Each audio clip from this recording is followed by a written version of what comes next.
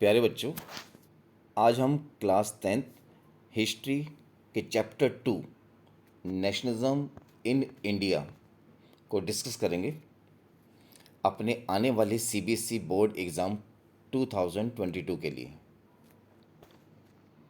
इस चैप्टर को हमने अलग अलग टॉपिक में डिवाइड किया हुआ है।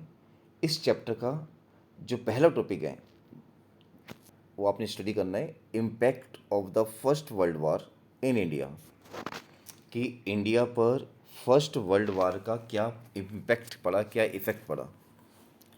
लेकिन हमारे मन में एक सवाल पैदा होता है कि फर्स्ट वर्ल्ड वॉर में इंडिया तो इन्वॉल्व थी नहीं, तो इंडिया पे इम्पैक्ट क्यों पड़ा।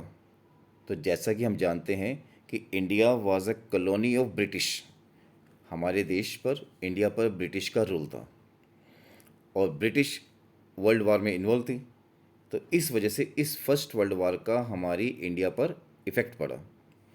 और एक बात आपने याद रखनी है कि फर्स्ट वर्ल्ड वॉर की स्टार्टिंग 1914 में हुई थी और इसका एंड 1918 में हुआ था। तो आओ स्टार्ट करते हैं कि फर्स्ट वर्ल्ड वॉर का हमारी इंडिया पर क्या इम्पैक्ट पड़ा। जब भी किसी कंट्री में कोई वॉर होती है, चाहे वो वर्ल्ड वॉर हो, चाहे कंट्रीज़ के आपस में वॉर हो, तो उसका हमारी सोसाइटी पर, हमारी इकोनॉमिक पर अलग अलग इफ़ेक्ट पड़ते हैं। तो first world war had created a new economic and political situation in India. First world war ने इंडिया की इकोनॉमिक और पॉलिटिकल सिचुएशन में काफ़ी चेंजेस ला दिए थे।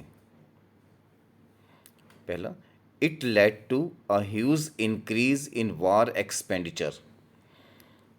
फर्स्ट वर्ल्ड वॉर की वजह से वार एक्सपेंडिचर में काफ़ी इंक्रीज हुआ and these were financed by war loans and increasing taxes. British ने अपने वार एक्सपेंडिचर को कवर करने के लिए, फाइनेंस करने के लिए लोन्स का और टैक्सेस का सहारा लिया।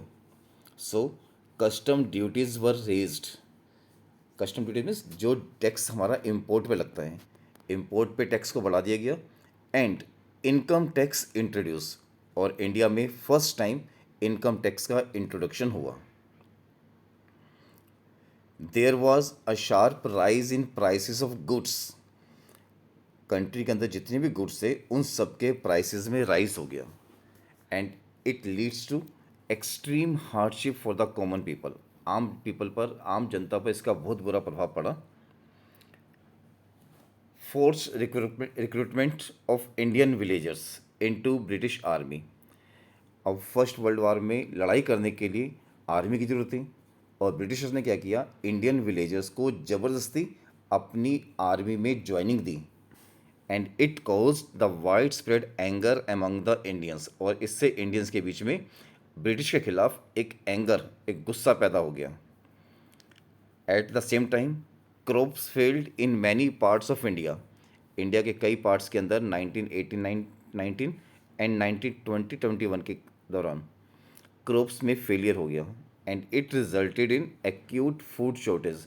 और खाने के जो फूड ग्रेन्स थे उनकी शॉर्टेज पड़ गई and at the same time an influenza epidemic broke out.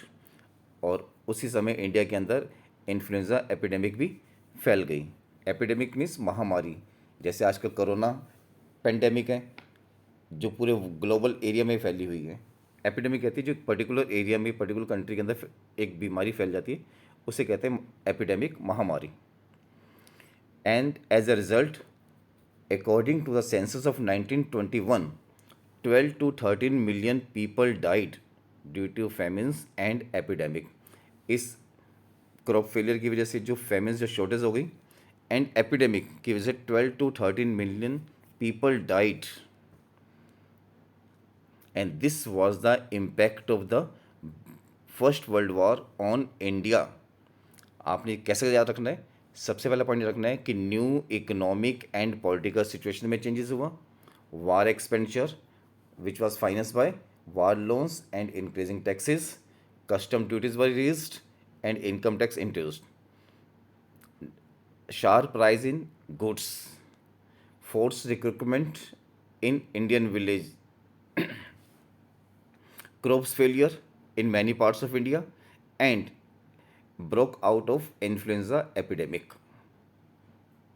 आज की वीडियो में सिर्फ इतना ही।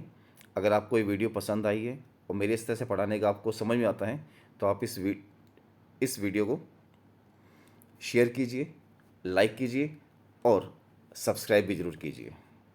थैंक्स, धन्यवाद।